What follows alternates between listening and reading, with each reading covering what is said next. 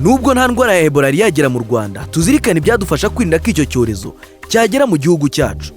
Tugomba kwitegura bihagije ngo tugikumire. Ebola ni indwara yandura iterwa na virusi.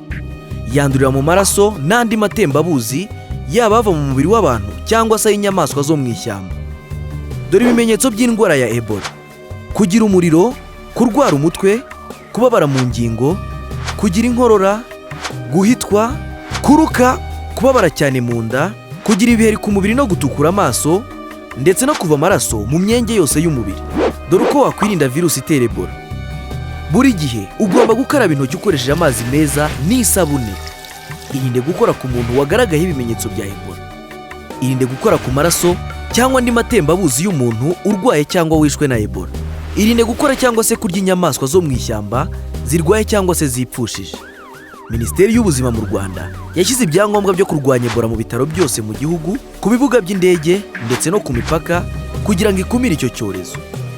Abaganga nabo bahawe amahugurwa ahagije kugira ngo bafashe uwahura n'ikibazo wese. Abanyamahoteli n'abatwara abagenzi bambukiranya imipaka mugomba kwihutira kugeza kwa muganga umuntu wese wagaragayeho ibimenyetso bya Ebola no kwihutira kubimenyesha ubuyobozi. Igihe ugaragayeho ibimenyetso bya Ebola kandi warahuye n'umuntu wishwe na Ebola mu minsi 21 ishize, ugomba wowe ubwawe kwishyira mu kato kugira ngo utanduza abandi. Ibindi bibazo byose wagira kuri iyi ndwara ya Ebola, wahamagara telefoni itishyurwa ku 114. Ubu butumwa ni ubwa Minisiteri y'Ubuzima ibinyujije mu Kigo cy'Igihugu gishinzwe Ubuzima RBC.